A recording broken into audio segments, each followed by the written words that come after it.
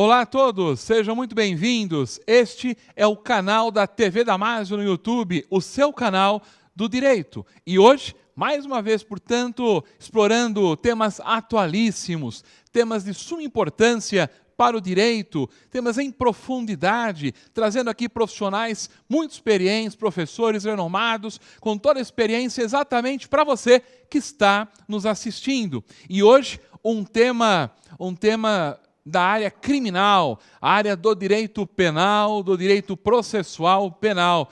É o tema cadeia de custódia de prova no processo penal e o pacote anticrime, que é a Lei 13.964 de 2019. Para tanto, foi convidado para nossa satisfação, para nossa alegria, aqui no Damásio Educacional. Aqueceu de pronto o nosso convite, do qual chamo desde já aqui, está conosco em vídeo já, de forma remota, para sua palestra. E eu chamo aqui o Dr. Marco Aurélio Vicente Vieira.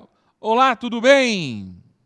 Boa noite, tudo bem? Então tá bom. Dr. Marco Aurélio Vicente Vieira, que está conosco hoje para esta palestra, esta aula especial, neste projeto da TV Damásio para você que nos assiste. Ele é advogado criminalista, é pós-graduado em limites constitucionais da investigação no Brasil, pela Universidade do Sul de Santa Catarina, a Unisul. É pós-graduado em Direitos Fundamentais pelo Instituto Brasileiro de Ciências Criminais, o IBCCRIM, e pela Universidade de Coimbra, Portugal. É especialista em perícias criminais pela Faculdade Damásio, aqui a nossa casa, Faculdade Damásio, e é presidente da Comissão de Prerrogativas e Procurador do Estado de São Paulo da Associação Brasileira dos Advogados Criminalistas aqui na região sul, a da ABCCRIM. Dr. Marco Aurélio Vicente Vieira, que está conosco, vai apresentar este tema de suma importância sobre a cadeia de custódia de prova no processo penal e o pacote anticrime. Mas antes de passar a palavra em definitivo ao nosso expositor, eu quero perguntar para você que está nos assistindo, para você que é nosso aluno da graduação aqui do Damásio, dos cursos de pós-graduação e também alunos do curso de Direito e de inúmeras outras faculdades, ou até você que é advogado, que é advogada e está conectado no canal da TV Damásio no YouTube, você já fez a sua inscrição? Você já se inscreveu no canal? Não? Ah, então para tudo e se inscreva agora no canal da TV Damásio. E aí também clica ali no sininho, exatamente para você ser notificado, né, de todos os vídeos, as apresentações. É uma grande alegria tê-la aqui conosco. Eu me chamo Alexandre Mendes Hakimi, sou professor aqui no Damásio Educacional e estaremos juntos aqui na transmissão desta aula especial com o nosso professor Marco Aurélio Vicente Vieira, e que eu passo a palavra, portanto, em definitivo, para a sua apresentação. Obrigado, professor Hakimi. Eu quero aqui manifestar, externar minha felicidade, minha alegria de estar aqui novamente, né, na TV Damásio, na Faculdade do Damásio, cursos do professor Damásio, para expor um tema de grande importância. Aceitei o convite com muita honra, com muita alegria, e estar aqui nessa aula especial sob o seu comando, né, me deixa muito gratificante, né, gratificado e muito mais, né, satisfeito em saber que nós podemos estar dividindo com os alunos, os operadores do direito, um tema de grande importância para nós. Cadeia de custódia de prova no processo penal e o pacote anticrime, que é a Lei 13.964 de 2019. Necessário fazer algumas considerações antes de entrar propriamente dito na lei que regulamentou, alterou, trouxe para o ordenamento jurídico a cadeia de custódia lá no capítulo da prova. Vamos lá. Antes da Lei 13.964, de 2019, nós éramos carentes de forma expressa de uma regulamentação na legislação processual penal. O que o nosso ordenamento jurídico nos obrigava a fazer?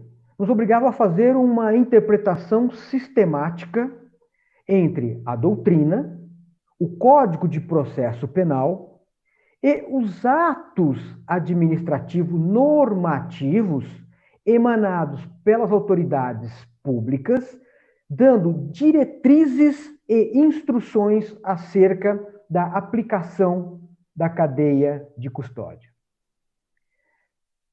Geraldo Prado, em 2014, dizia que, em seu livro, diz que a cadeia de custódia, ela abarca todo o caminho que deve percorrer pela prova até sua exata análise.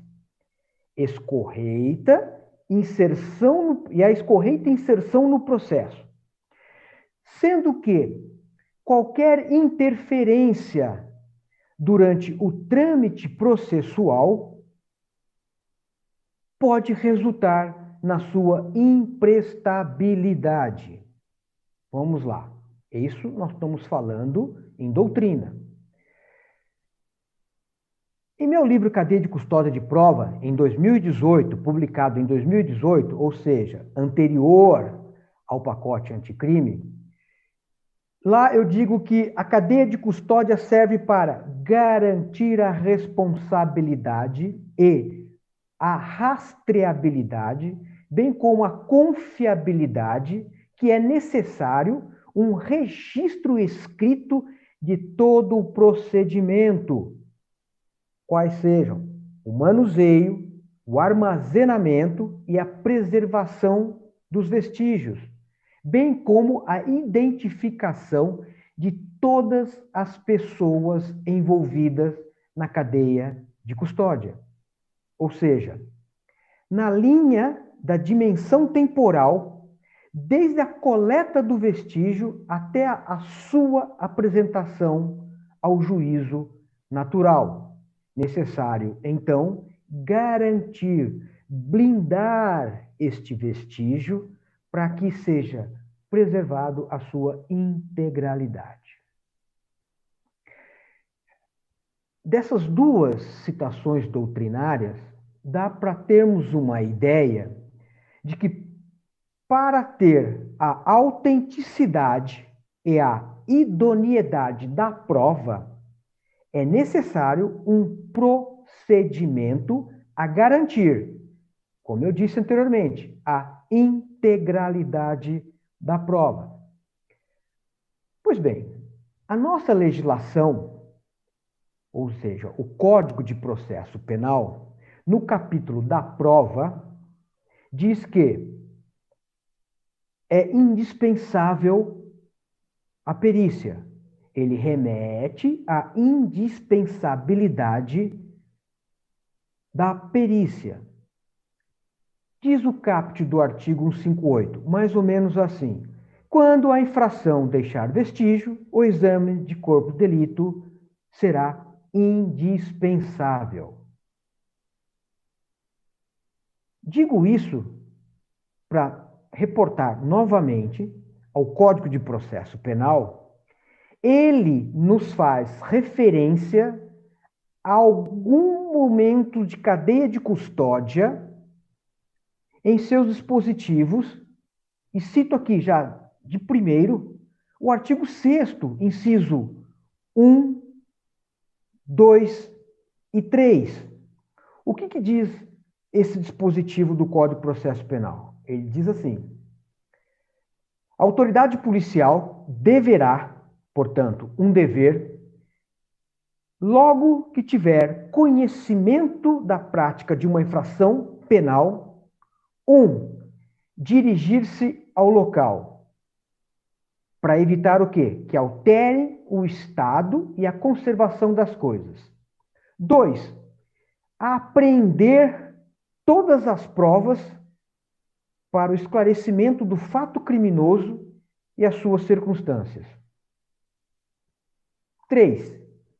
Colher todas as provas para esclarecimentos do fato criminoso e as suas circunstâncias. Portanto, aqui nós temos o procedimento mínimo previsto no Código de Processo Penal, que nos remete ao Instituto da cadeia de custódia. Vamos mais adiante. Em 2008, naquela pequena reforma que teve o Código de Processo Penal, denominada pela doutrina como mini-reforma, com a lei, destaco a Lei 11.619, alterou, incluiu no parágrafo 6º do artigo 159, a questão da guarda do material probatório. O que diz o parágrafo 6º do artigo 159?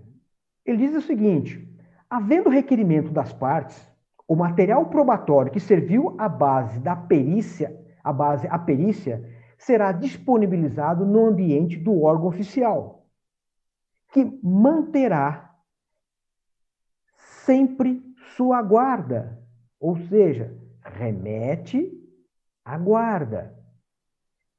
O que isso significa? Significa que quando a parte, por requerimento, necessitar de acesso ao material probatório, esse material deverá estar guardado dentro do ambiente do órgão oficial para as partes ou seus assistentes técnicos possam ter acesso. Pois bem, um pouquinho mais adiante, no artigo 169, o que diz o artigo 169? O artigo 169 ele faz a referência que a autoridade providenciará imediatamente para que não se altere o estado das coisas até a chegada do perito. Então, aqui nós conjugamos esse artigo 169 ao artigo 6º, inciso 1, 2 e 3, que fala da preservação do local de crime. Em seguida, o artigo 170, ele fala também da questão da guarda do material, quando ele fala que os peritos guardarão material suficiente para uma eventual nova perícia. Aqui faz referência à nova perícia, ou até mesmo uma contraprova. Outros artigos esparsos, né, do Código de Processo Penal nos remete a uma ideia de cadeia de custódia. Nós podemos verificar no artigo 171 a 174 e também o artigo 177 e 180. Já no âmbito administrativo, na esfera administrativa, nós temos atos normativos.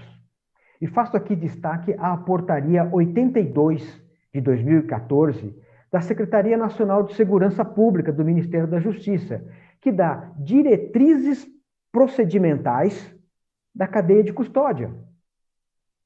E também a ABNT, que é a Associação Brasileira de Normas Técnicas, a ABNT 27037, que regulamenta as diretrizes para coleta e preservação dos vestígios digitais. No estado de São Paulo, a Portaria 382/99 da Secretaria de Segurança Pública, ela diz respeito à preservação do local de crime. Chamam a atenção para que, no sentido de que essa portaria, ela regulamenta a preservação de local de crime. Vamos fazer referência ao artigo 169 e ao artigo 6º do Código do Código de Processo Penal. Importante aqui verificar o destaque do local de crime e sua preservação. Lá adiante vamos explorar um pouco mais esse assunto. Aproveito aqui a oportunidade para fazer uma rápida passagem, apenas para lembrar que quando falamos em vestígios, temos que ter em mente que nós estamos lidando com o material bruto, o material do local dos fatos, do local do crime. E quando esse material bruto ele é coletado, né, ou seja, ele é arrecadado e analisado, nós estamos diante de uma situação... Só um minuto.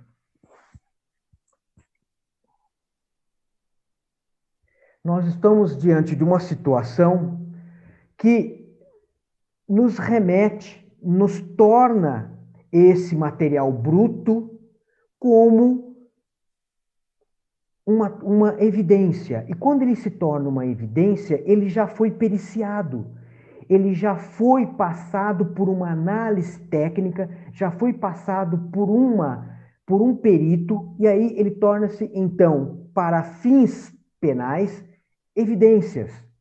E uma vez introduzida no processo essa evidência, nós, então, remetemos a uma ideia de indício, lá no artigo 239 do Código de Processo Penal, que nós temos lá a definição de que o indício ele tem que ser provado, ele tem que ser demonstrado a sua circunstância. E o indício, ele nos leva a algo, ele nos aponta a algo relacionado a quê? A materialidade delitiva e autoria. Pois bem, feito esse esclarecimento,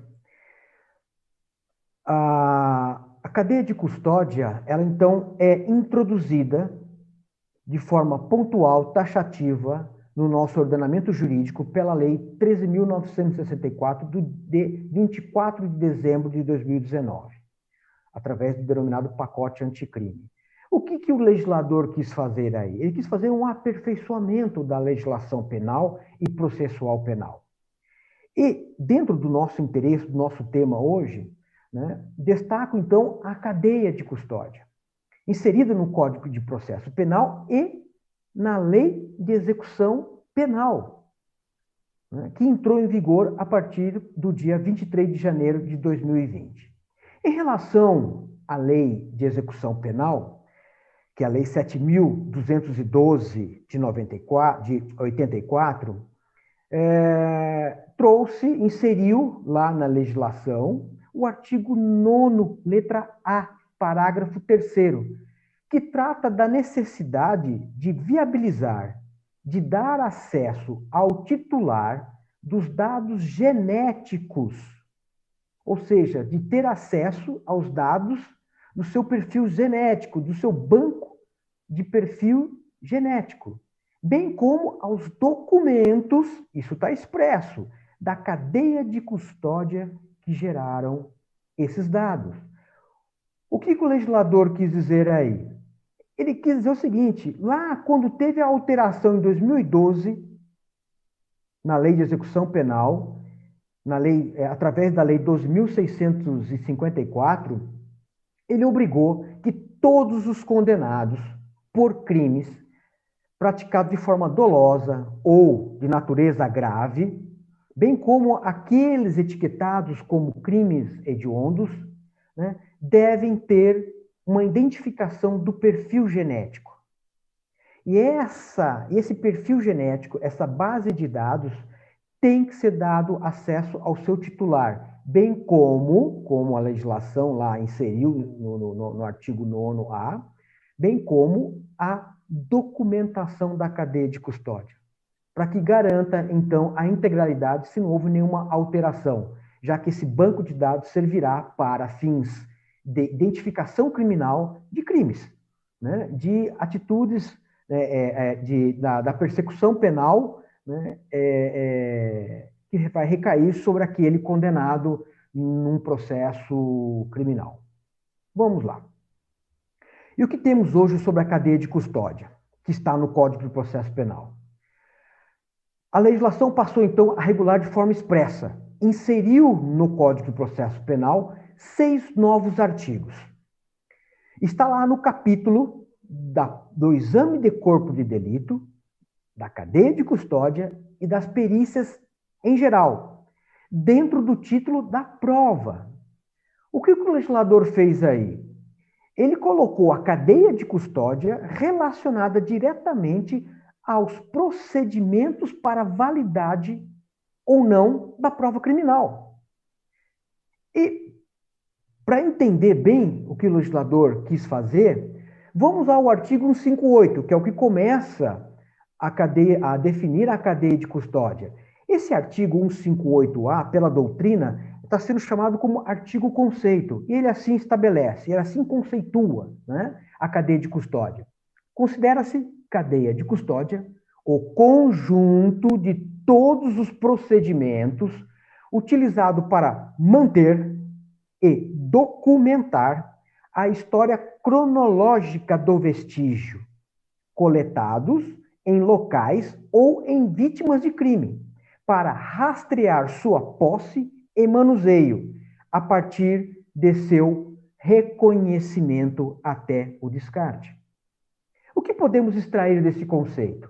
Podemos extrair que trata-se, então, de um conjunto de procedimentos para manter e documentar o vestígio, fazer uma cronologia do vestígio, garantir a idoneidade e rastreabilidade e preservar a confiabilidade e transparência da prova pericial. Vale dizer que seus parágrafos 1º e 2º do artigo 158A, ele estabelece de forma taxativa, né, e clara que a cadeia de custódia, ela tem início no local de crime. Olha aí, reporto-me ao artigo 6º do Código de Processo Penal e o artigo 169, sendo de total responsabilidade do agente público pela preservação dos elementos, no caso, os vestígios, de interesse para a produção da prova pericial. Então, esse artigo 158A e seus parágrafos 1º e 2º, né, e o 3º também, devem ser conjugados com o artigo 6º, inciso 1, 2, 3 e artigo 169 do Código de Processo Penal. Em seguida, o artigo 158B, ele trouxe de forma autoexplicativo as etapas da cadeia de custódia, ou seja, um interprocedimental, um caminho de procedimento, cujo objetivo é compreender o rastreamento para manter e documentar a história cronológica do vestígio. E quais são essas etapas? Vamos lá. Primeira etapa, o reconhecimento. O que é o reconhecimento? É distinguir, é diferenciar um vestígio do outro, né? E que este vestígio, né, tenha interesse direto com o fato criminoso, ou seja, no local do crime. E esse vestígio de interesse do fato criminoso deve estar individualizado. Como eu disse, você diferencia um vestígio do outro, individualiza um do outro. Sempre com nexo causal, né, de interesse direto com o fato criminoso. Outra etapa, o isolamento. Isolar e preservar. Evitar que se altere o estado das coisas. Local de crime. Ele pode ser o local de crime imediato, um pouco mais distante do ponto crucial, do ponto central do local do crime, ou imediato, que é o local de crime propriamente dito, onde está ali, por exemplo, o cadáver, né? Então, aqui nós podemos fazer referência novamente ao artigo 6º, inciso 1, que fala de local de crime, né? Que é preservar o local de crime. Então, quando se tem o isolamento ele é não só onde encontra-se, por exemplo, o cadáver, o objeto de delito, mas também o local que seria imediato e também as mediações, o que está relacionado ao local de crime. Aí entramos na fixação. O que é a fixação? É descrever de forma detalhada, o estado em que foi encontrado o vestígio, a posição original do objeto de delito. É o registro. Esse registro pode ser feito através de fotos, croquis, filmagens e também a descrição detalhada, como eu disse anteriormente, né, do estado em que foi encontrado aquele vestígio. Uma vez feito isso, entra-se então mais uma etapa, a coleta. Recolher, arrecadar o vestígio, fazer uma varredura que será submetido posteriormente a uma análise pericial. Importante ter em mente aqui que nesta fase, né, nós temos a seguinte situação, temos que prestar atenção nessas seguintes situações, melhor dizendo. A utilização de EPIs, de material correto nesta coleta, para evitar o quê? A contaminação. Ou seja, coletar todos os vestígios de interesse ao fato criminoso. E quais são esses vestígios de interesse ao fato criminoso? Vamos lá. Nós temos o vestígio físico, né? O vestígio físico, ele está relacionado a qualquer objeto. Podemos ter um vestígio de impressão digital, marcas, um vestígio de fibra, cabelo, pelos, um vestígio biológico, sangue, pele, um vestígio entomológico, relacionado diretamente ao meio ambiente, insetos, o solo propriamente. Um vestígio documental, por exemplo, um local de crime, de um suposto suicídio, né? Uma carta de suicídio, um bilhete, né? E um vestígio digital, relacionado diretamente ao ambiente online. E aqui eu faço uma observação com relação aos vestígios virtuais. Travou-se na doutrina um debate que, em relação ao artigo 158-A, que ele não caberia aos vestígios virtuais, porque ele faz referência, o artigo 158-A, ao conceituar a cadeia de custódia, tão somente a locais de crime ou vítimas de crime. Então, estaria excluído fora os ambientes virtuais. Mas, nesse sentido, a doutrina tem mudado o rumo e se consolidado de que, sim, é possível, assim, a cadeia de custódia ser aplicada em vestígios virtuais como garantia da idoneidade e autenticidade para preservar a integralidade do vestígio virtual. Por exemplo, uma gravação ambiental. E eu faço aqui destaque à BNT, Associação Brasileira de Normas Técnicas, a ABNT 27037, que regulamenta a coleta e preservação dos vestígios digitais. Então, perfeitamente cabível, sim, a cadeia de custódia no que diz respeito aos vestígios virtuais. E é o que está se debatendo agora, atualmente, nas questões envolvendo a tal vaza-jato, onde peritos deram a autenticidade naquelas interceptações de conversas, de mensagens, porém a Polícia Federal não está dando a autenticidade no teor dessas mensagens interceptadas. O Supremo travará uma discussão nesse sentido e terá que decidir, né, se elas valem ou não para fins processuais penais, né, para provar a inocência diante da grandeza do Instituto da Autodefesa. Mas isso aí é um tema que vai se travar ainda num momento futuro. A etapa do acondicionamento. O que é acondicionar? É embalar o vestígio de forma individualizada e identificar os responsáveis que embalaram aquele vestígio. Isso nos remete ao artigo 158-D do Código de Processo Penal, introduzido pelo pacote anticrime, que refere-se e regulamenta, né, o acondicionamento. Isso tudo para garantir a inviolabilidade e a idoneidade do vestígio, né?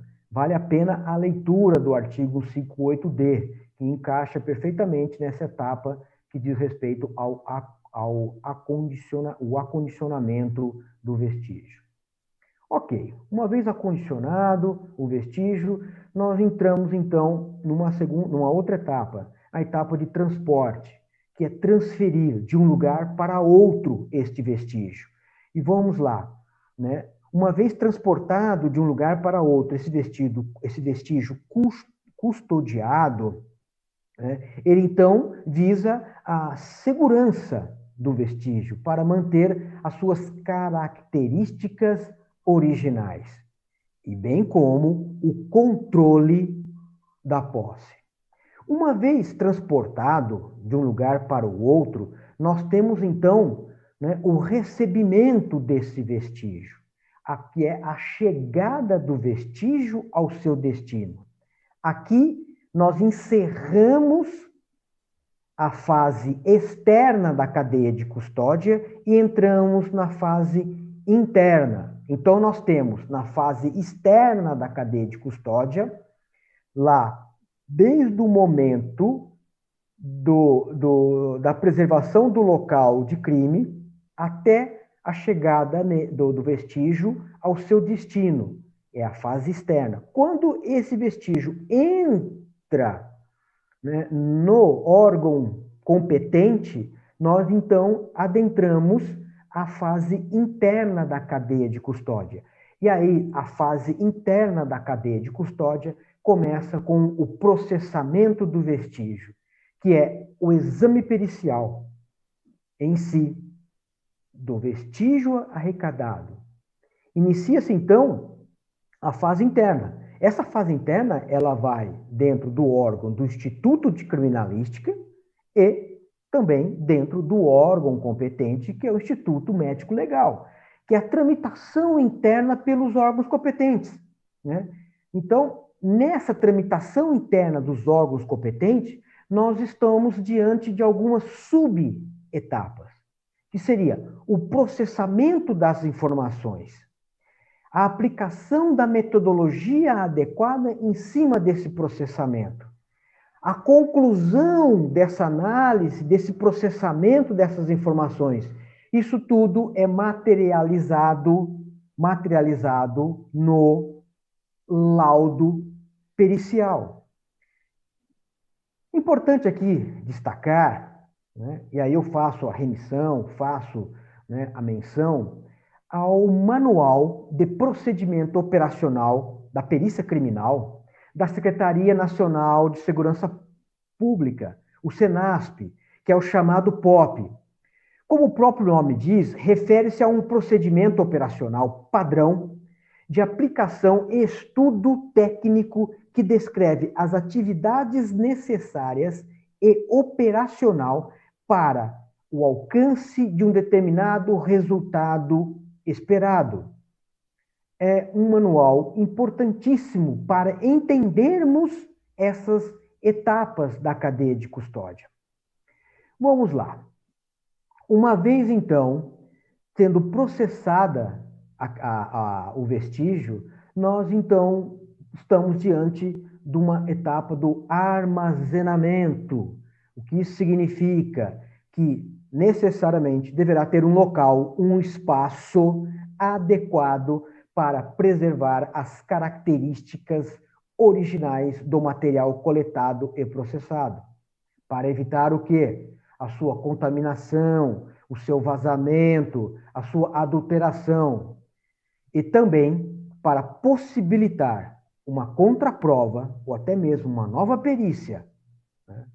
Falando em contraprova, nós então estamos diante do quê? Do contraditório e a ampla defesa, de acesso à parte, aquele material coletado na sua preservação original para que possa, então, fazer a contraprova, né? Ou até mesmo possibilitar uma nova perícia.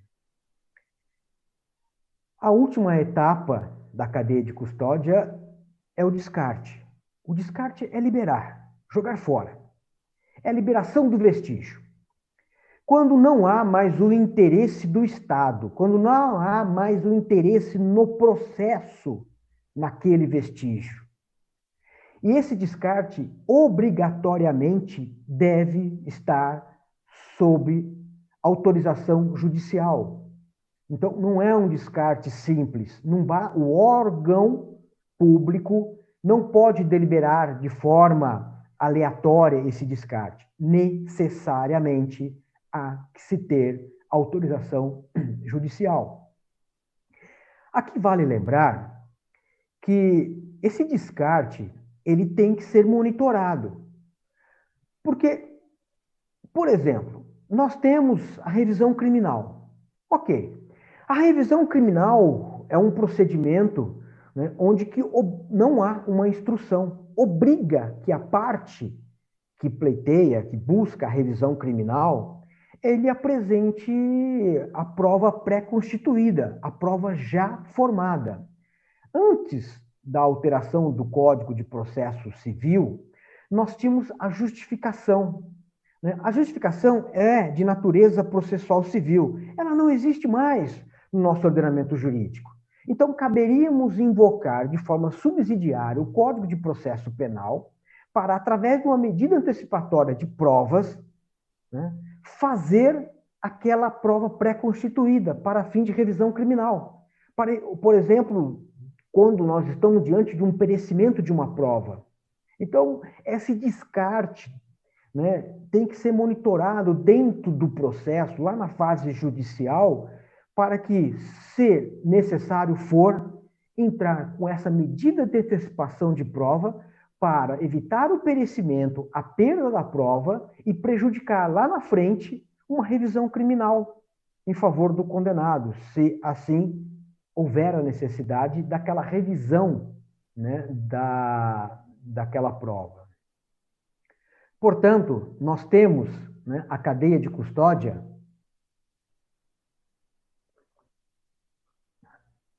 Nós temos que a cadeia de custódia, ela serve para a preservação da fonte de prova, ou seja, todos os vestígios ligados diretamente ao fato criminoso, para que se possa possibilitar a fiscalização e se os elementos ali obtidos foram coletados de forma adequada, sem eventual modificação dolosa ou culposa. Conjugando o artigo 158-A, que é o artigo conceito, e o artigo 158-B, as etapas da cadeia de custódia, podemos afirmar: a cadeia de custódia busca afastar a desconfiança na produção da prova. A cadeia de custódia busca preservar a fonte, o vestígio. A cadeia de custódia protege a integralidade do vestígio. A cadeia de custódia oportuniza as partes fiscalizar o manuseio e o processamento do vestígio. A cadeia de custódia vincula, faz um nexo causal necessário, né, com o fato criminoso. Ou seja, a cadeia de custódia serve para manter e documentar, rastrear a posse e o manuseio do vestígio. Portanto, é um verdadeiro registro de dados, um logdados, né?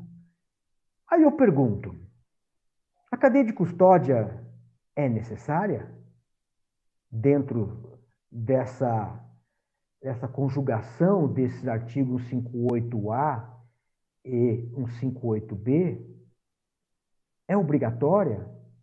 Sim, claro que é. Não há dúvida nesse sentido. A cadeia de custódia, ela é um direito de defesa das partes. principalmente do acusado, que tem contra si a máquina estatal, né, a persecução penal sobre si, né? E ele, então, exerce esse direito de defesa, né, para que rastrear as fontes de prova, como diz Geraldo Prado em sua obra lá em 2014. E em meu livro, Na Cadeia de Custódia de Prova, publicado em 2018, eu afirmo que a cadeia de custódia é de suma importância porque ela evita o erro judicial, ou até mesmo o justiçamento. Né? Por quê? Porque ele pode causar consequências irreversíveis à persecução penal. Então, a cadeia de custódia, ela é uma prova da própria atividade probatória. Olha aí a importância e a necessidade da cadeia de custódia. A cadeia de custódia, ela pode ser relativizada, ela pode relativizar o valor da prova. Se a atividade probatória, ela reveste de presunção de regularidade, ou seja, o perito que lá comparece no local, ele observa todas as etapas da cadeia de custódia, revestido de fé pública, o agente público, ele então faz presumir, melhor dizendo, que a cadeia de custódia está regular, está revestida de regularidade. Assim como, por exemplo, uma citação, quando nós temos a certidão num processo, ou a certidão de um oficial de justiça, que é revestido de fé pública, presunção de fé pública, né? Assim, a cadeia de custódia, ela, desde que observada as suas etapas, ela tem presunção de regularidade. Ok, vamos lá. Uma vez tendo a presunção de regularidade, e se houver irregularidades na cadeia de custódia? Quais os seus efeitos? Quais os seus reflexos? As provas serão consideradas ilícitas e devem ser desentranhadas dos autos, como determina o Código de Processo Penal? Ou estamos diante de uma mera questão de autenticidade? Ou seja, a prova tem a sua cadeia de custódia quebrada e essa quebra da cadeia de custódia deve ser valorizada lá no final, quando da prolatação da sentença. O pacote anticrime, a Lei 13.964 de 2019, ela não trouxe e não fixou consequências nessa quebra da cadeia de custódia. Aqui o legislador pecou. A doutrina majoritária,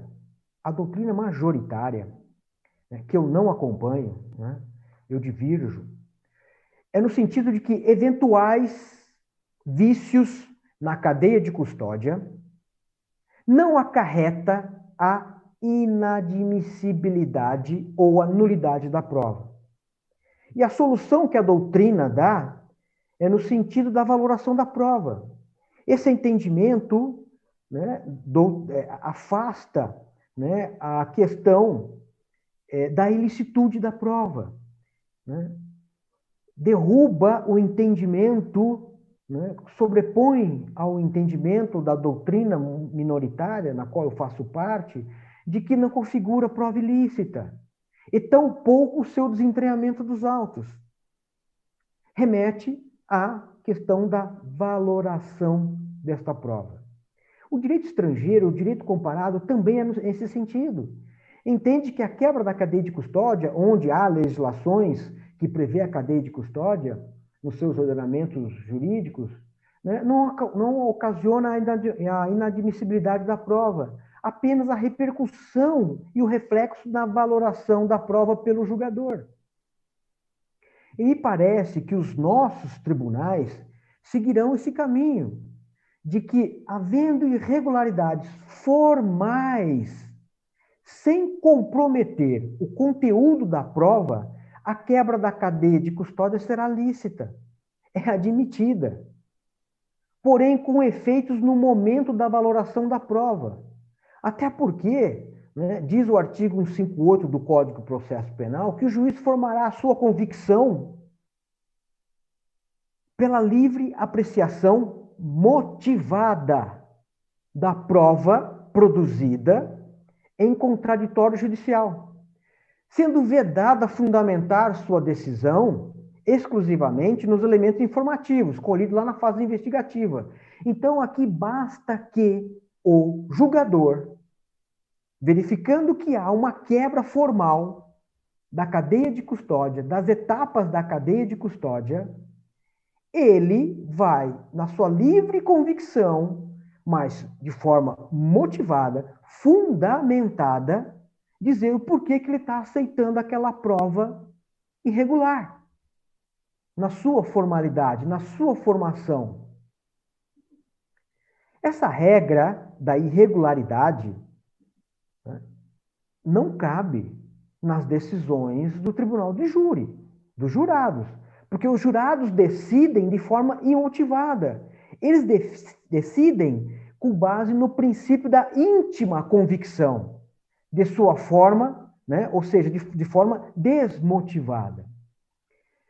A relativização da quebra da cadeia de custódia, a meu sentir, né, a meu ver, ela é muito temerária. Por isso, entendo que a quebra da cadeia de custódia, ela torna a prova ilícita, sim, e deve ser desentranhada dos autos. Ilicitude da prova, ou seja, ela é inadmissível constitucionalmente e desentranhada dos autos pela legislação ordinária, o Código de Processo Penal, quando a prova é ilícita. Porque ela viola a dignidade da pessoa humana.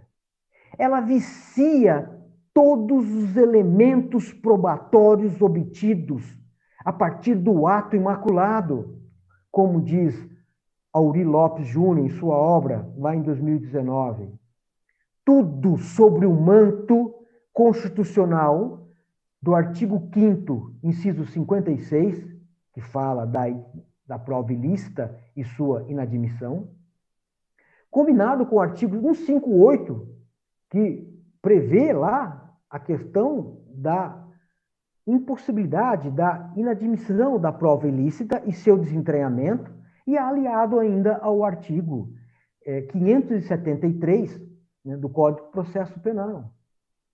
Vale aqui uma leitura do próprio artigo 169, que eu citei lá anteriormente, em seu parágrafo único, que ele diz que quando o perito estiver no local do crime, ou seja, aonde tiver lá sido praticado a infração penal, a autoridade deverá providenciar imediatamente que não se altere o estado das coisas até a chegada dos peritos. E diz mais, quando há alteração do estado das coisas, o perito deverá discutir em seu relatório as consequências dessas alterações e a dinâmica dos fatos.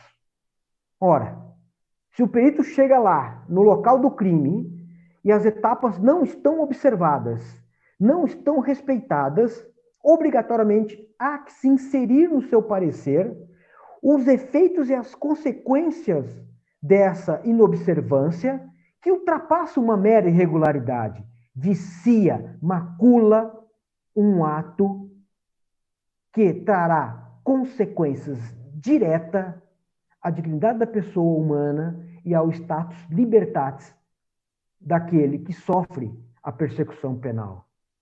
Para mim, é muito evidente que trata-se, sim, de uma prova ilícita quando há a quebra da cadeia de custódia. E esse entendimento está muito bem exposto no precedente do STJ, no HC 160662 do Rio de Janeiro, lá em 2014, antes do pacote anticrime, onde a sexta turma reconheceu a não integralidade da prova interceptações telefônicas que comprometeu a autenticidade, a confiabilidade, a rastreabilidade, a idoneidade, a conservação, a disponibilidade e a validade eficaz da prova. O que obstou, impediu, né, proibiu que a defesa, pudesse exercer a ampla defesa e o contraditório. Reconheceu a ilicitude da prova. Vale lembrar também o habeas corpus do STF 132059, da primeira turma, relatoria do ministro Marco Aurélio de Mello, que foi vencido lá na turma, denegaram a ordem por maioria, né, onde se discutia a quebra da cadeia de custódia envolvendo o crime contra o sistema financeiro nacional. Lá, o habeas corpus foi denegado por entender que, para se discutir a quebra da cadeia de custódia, o habeas corpus não era o meio idôneo, porque haveria que fazer um revolvimento da produção de prova. E isso é vedado em sede de habeas corpus. Uma pena, porque perdeu o Supremo Tribunal Federal de enfrentar, apreciar a matéria da quebra da cadeia de custódia. Por fim, já encaminhando para o meu encerramento, né, me permita algumas observações ainda feitas pela Lei 13.964, né, de 2019, com relação ao pacote anticrime. E faço aqui referência ao artigo 158, que diz da necessidade de um perito oficial concursado na coleta dos vestígios e, imediatamente, o encaminhamento ao órgão central de perícia oficial de natureza criminal. Né? Há aqui um instituto, um órgão criado pelo pacote anticrime, que é o órgão central de perícia oficial de natureza criminal. Sendo ainda, né, esse artigo 158C, ele veda, proíbe a entrada no local isolado e também a remoção de vestígios. Tanto é, se isso ficar constatado, vamos lá ao artigo 69, parágrafo 3º, né? Parágrafo único. Ele, então, diz que quando isso ocorrer, nós estamos diante de uma fraude processual. Né? E eu vou mais além. Eu falo que, sem prejuízo da tipificação da fraude processual, né, nós podemos caminhar também, dependendo do sujeito ativo dessa alteração de local, aos crimes previstos na Lei de abuso de autoridade, que é o artigo 23 e 24, que ele fala no artigo 23, quando você inova de forma artificial, né, investigação em curso ou processo, né, para o quê? Eximir a responsabilidade ou responsabilizar alguém, né, ou até mesmo agravar a responsabilidade de terceiro.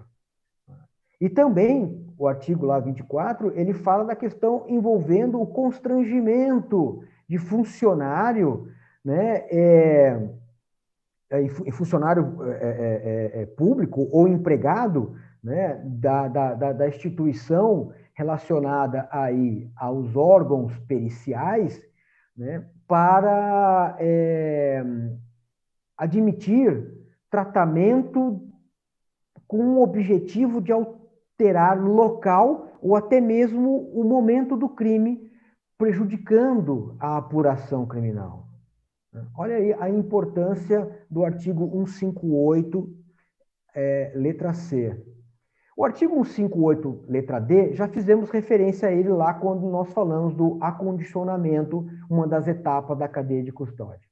Destaco, então, o artigo 158E, que cria o órgão denominado Central de Custódia, nos institutos de criminalística, cujo órgão central de custódia ficará responsável diretamente pela guarda e controle dos vestígios, criando um controle de acesso de pessoas, um cadastro de manuseio, espécie de um inventário de prova.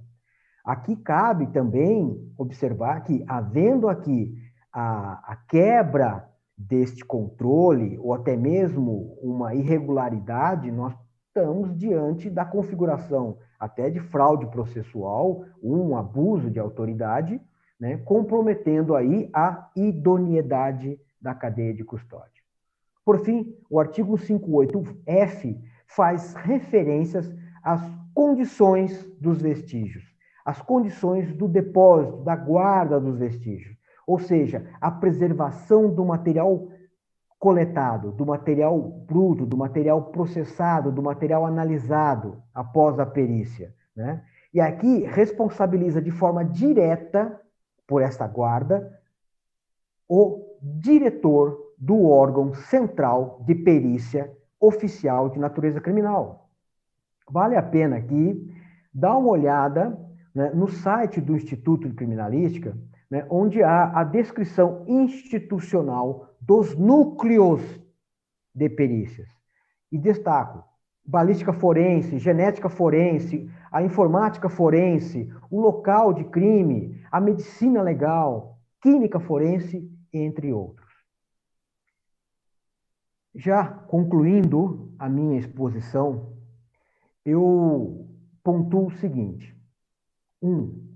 A cadeia de custódia, como um conjunto de procedimento, ela objetiva, sem sombra de dúvida, a manter e documentar a história cronológica do vestígio, com o intuito de rastrear sua posse e seu manuseio.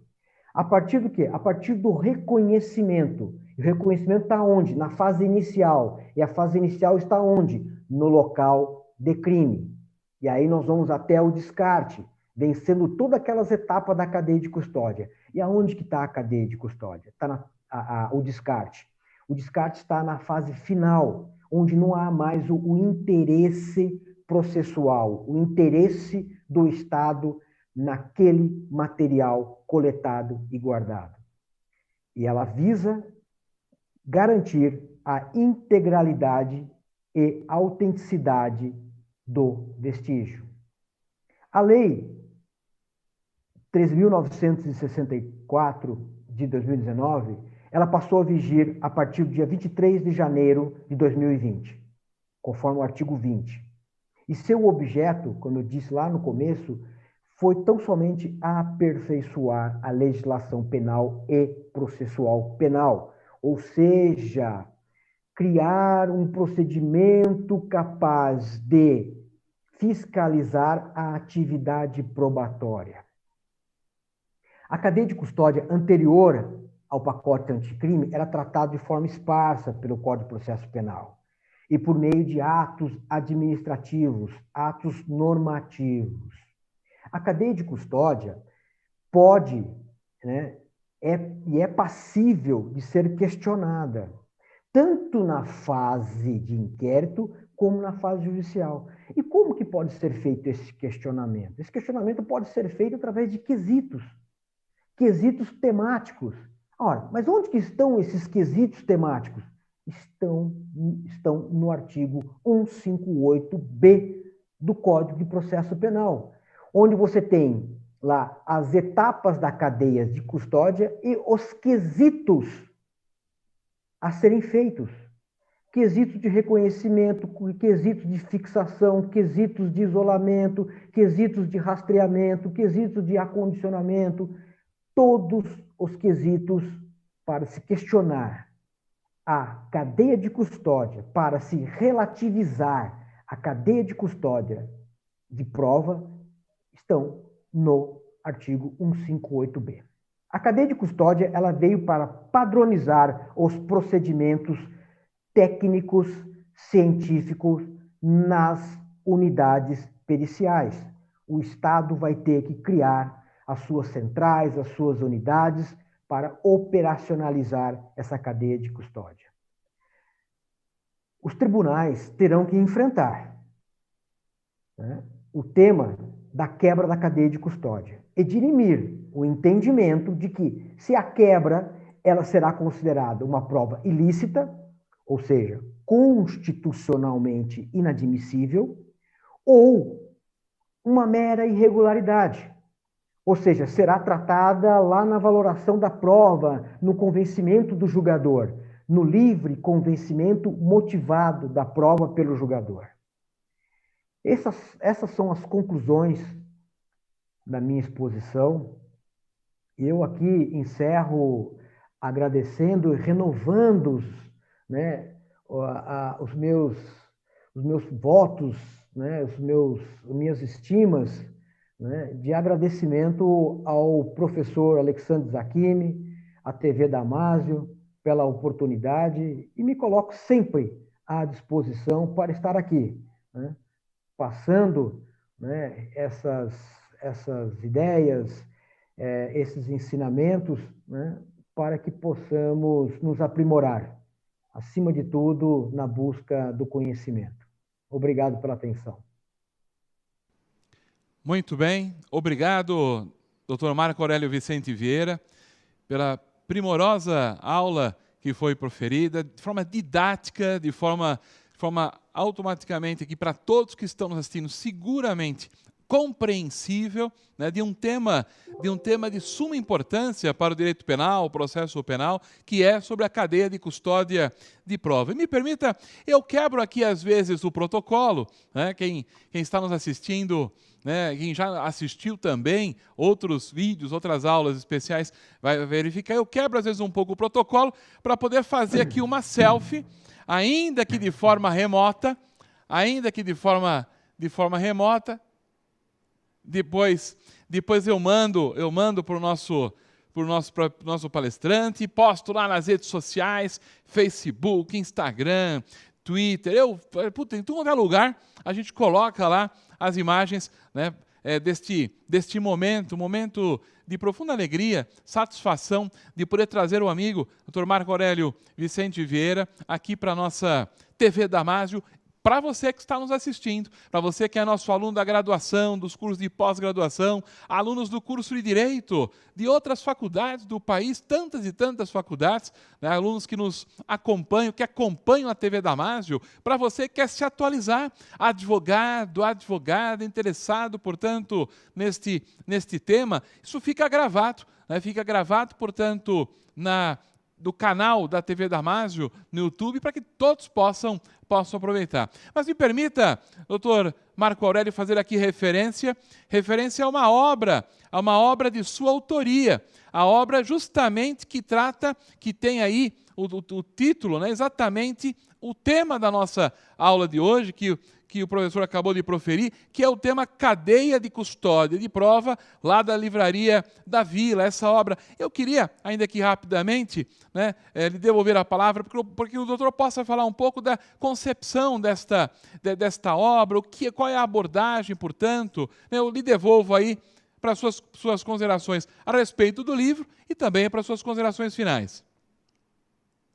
Obrigado, professor Zacchini, pela referência. Essa obra ela foi a minha especialização, que eu fiz aí de perícia criminal na Faculdade de Damásio, do professor Damásio, e eu fui ali em 2016. Aí, logo em seguida, já no término da especialização, eu acabei optando em fazer, né, a minha monografia, o meu TCC sobre cadeia de custódia.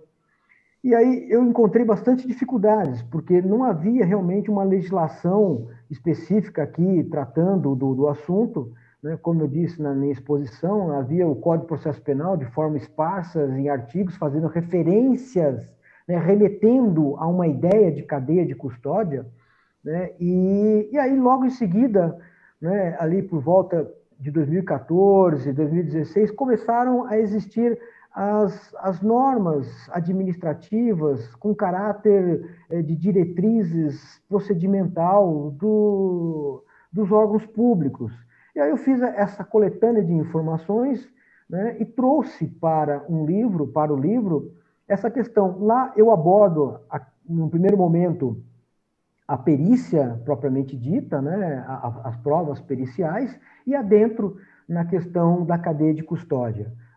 Esse livro há poucas edições, né, sendo comercializadas, já praticamente esgotados, né, mas há um projeto de atualização desse livro, já colocando nos moldes do pacote anticrime, onde eu possa abordar de uma forma mais pontual, considerando a legislação, considerando talvez aí uma posição dos nossos tribunais, né, de forma mais incisiva e mais orientativa, né, para os operadores do direito, né? Mas é um instituto importantíssimo para ser utilizado pelos operadores do direito, né? Sempre falo, né, que não devemos deixar este instituto cair em desuso, porque este instituto ele é de suma importância para validar os atos processuais, e mais precisamente, lá no final do processo, um pronunciamento judicial, né, ou seja, uma sentença judicial, seja ela absolutória ou condenatória, com base em provas eficazes e verdadeiramente válidas para sustentar uma condenação, né, ou até mesmo, havendo dúvida razoável, a absolvição. Essa é a ideia da obra, professor. Muito obrigado mais uma vez, doutor Marco Aurélio Vicente Vieira, pela sua exposição.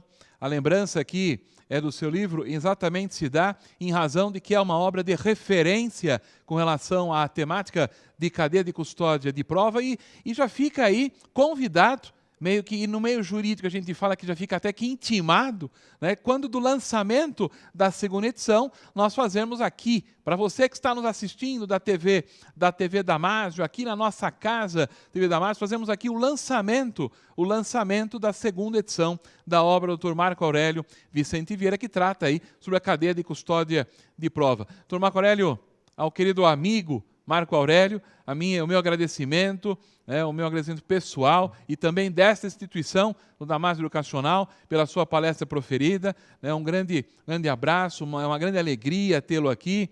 E eu aproveito também para fazer referência aqui já falar da minha satisfação, da minha alegria, também poder me referir à sua esposa, doutora Renata Soltanovic Vieira, que vai estar conosco também nessas aulas especiais, tratando de temas relacionados ao processo civil e também ao Tribunal de Ética e Disciplina da OAB. Doutora Renata Soltanovic, que é especialista em direito civil, especialista em direito empresarial e também tem atuação, portanto, nos tribunais de ética e disciplina da OAB de todo o país, em razão até de que foi presidente até 2018, foi presidente do Tribunal de Ética e Disciplina da nossa querida OAB de São Paulo. A doutora Renata também, então, as minhas lembranças, as minhas considerações, os meus agradecimentos, porque estará conosco também nas aulas especiais. E a vocês que estão nos assistindo, alegria e satisfação poder tê-los aqui conosco, em mais uma aula especial. Hoje,